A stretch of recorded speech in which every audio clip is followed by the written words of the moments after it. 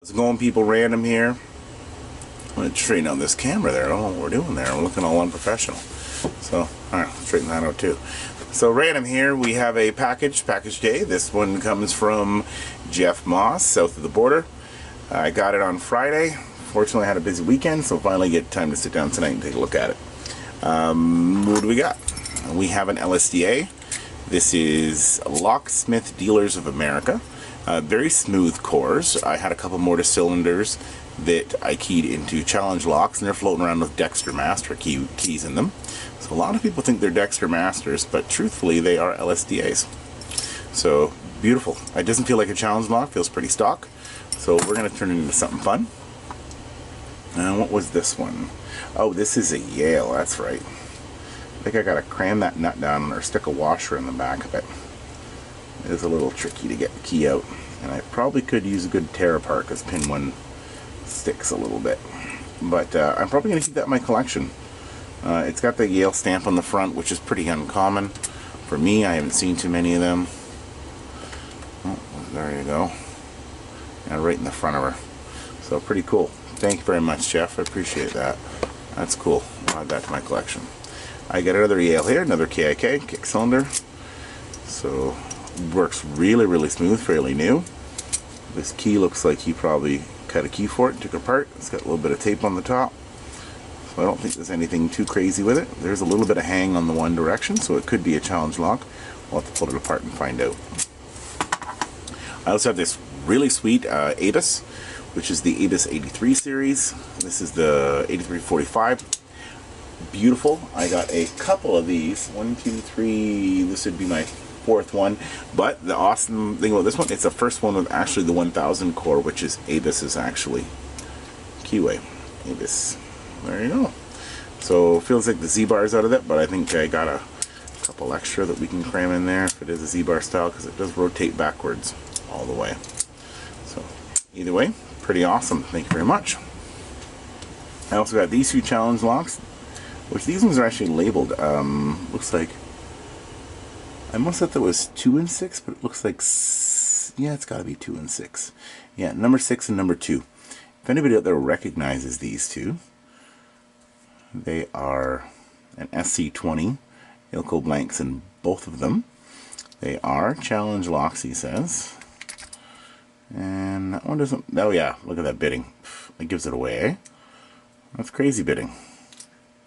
Looks like hand filed. That's not too bad of a bidding. Done fairly good. I see peeking through the inside. I can see a inspiration of pin 1. So there's challenges in that one. And then I also got these blanks. These are S4 blanks. And there's a story behind these blanks, because I picked up this lock, which is an MOW. This was sent to me by Pick Me 1977 for my collection. And then Jeff also picked up an MOW lock. The key thing is, he had a working key for it. When I got it, excuse me, this one, it came with no key. And this one is actually reverse. It's a BR keyway. So instead of having the standard WB keyway, the whole thing is flipped right over. There you go. So what I did was I went through my key blanks until I found one that fit close. And what I found was the S4 fit close.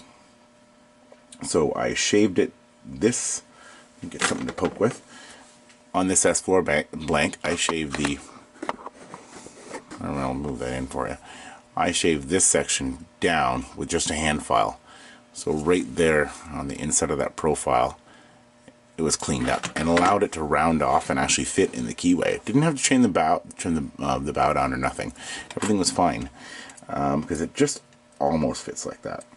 So I worked at impressioning it and having some older blanks. I think I snapped 6 blanks. And I knew I was super close. And then Jeff posted a picture. Hey, he got himself an MOW lock too with working keys. So I sent him an email, said send me a picture of that key. He sent me a picture of his key, and I was so close. I was out on the very end one, not very much. I had to file it, I think, probably 6 strokes to get it down. And then as soon as I did that, I popped her in. And it opened. So thank you very much, Jeff, for sending me that picture, and for your lovely addiction to WB locks, because it helped me get this one fixed. And thank you for everything you sent me. But I think we should maybe try to pick something open, because we're only at 5 minutes. I think we're going to have to give this padlock a shot, because I got a thing for padlocks. Let's clear some space. Slide you guys off to the side. Look at that, look at that.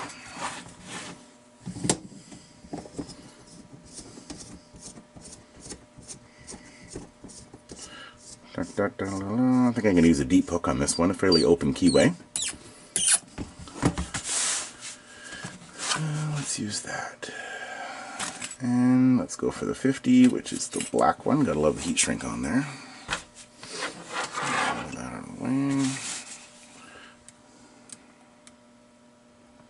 Nope, not the 50.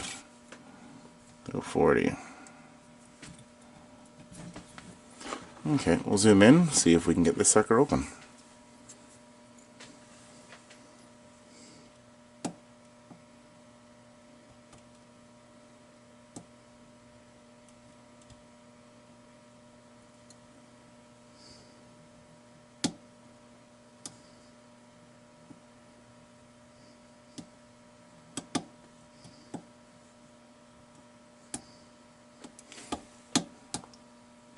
There's a little bit of a ledge here. I'm just going to back that out again.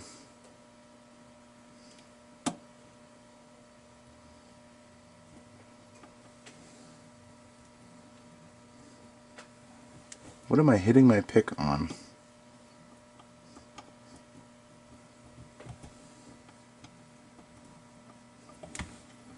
Might be a little more paracentric than I expected. Well, there we are. I think I was using just a fair bit. I gotta get used to the keyway. I think he's using a little too much tension too.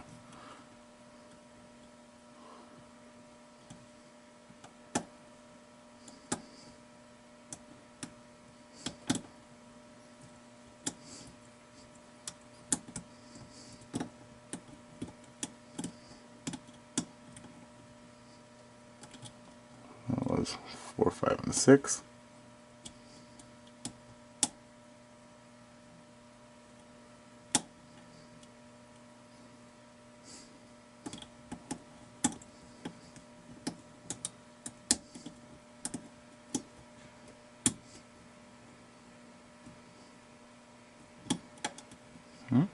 That was pin 4 again. Give me some good rotation on there.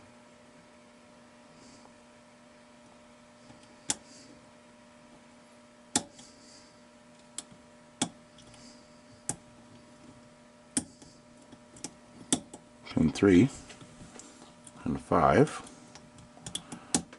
I've got a good false set if I can. Sorry, probably doing a horrible job on this camera work today.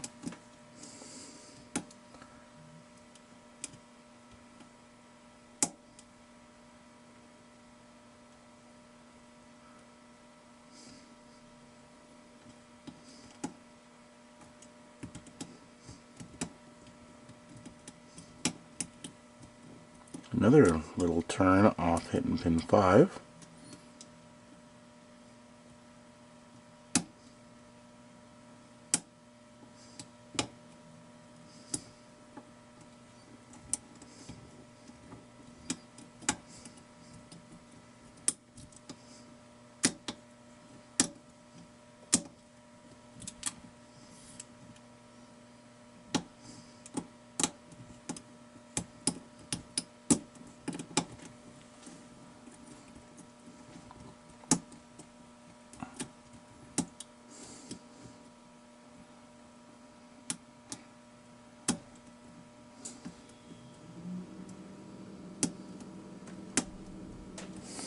Pin 2, pin 1. Ah, there we go. Pin 2 and pin 1 I just wasn't setting properly. I realized that at the end.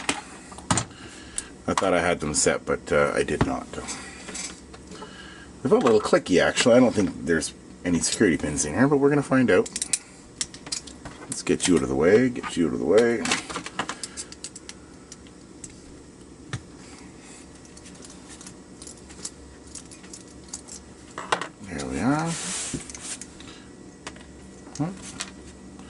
Yeah, no Z-bar on here, but not a problem at all.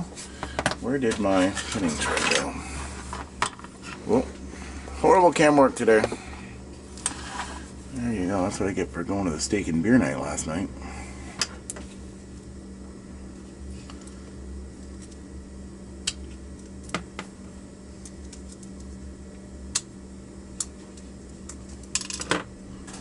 And let's get a follower on there.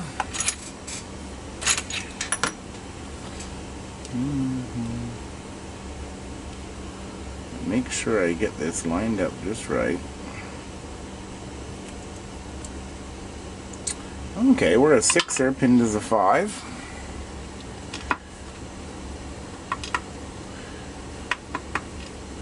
I think somebody had a lab kit in here because they got green pins, and I have a feeling from the factory they probably didn't have green pins, so nothing special on the bottom.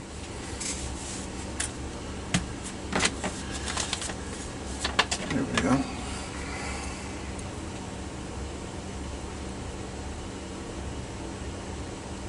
Ooh, we did have spools. Surprise! Thank God we had something good in there. I was like, why is this thing taking longer than it should? Pin 4 is the only one that gave me any easy time. Everything else is difficult. And truth be told, I really didn't feel the spools in there. It was just more clicking than anything. Take those springs out. They're all going to be stock. So cool. There actually is 5. It got jammed in here. There we are. So I don't feel so bad now that I see there's actually more to it than just standard pins. And once again, I assumed that it was just standard pins, and I was wrong. So we'll start at the bottom here. All standard at the bottom. We got pin number 3, which is hiding right behind pin number 2. Pin number 4 is also jacked at the top.